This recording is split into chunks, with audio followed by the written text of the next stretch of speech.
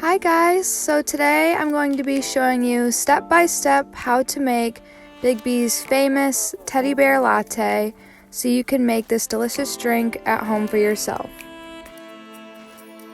So starting off, we're going to do 2 pumps of caramel and 2 pumps of white lightning to really give it that flavor. And then we're going to pull 2 shots of espresso.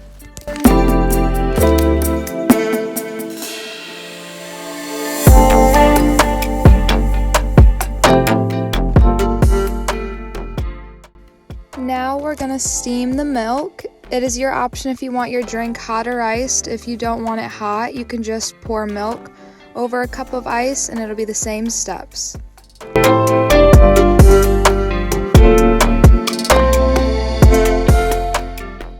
We're just going to give it a quick stir with the shots of espresso and flavor. That way it flows throughout the latte.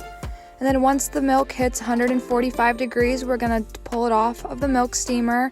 That way it stays at 150.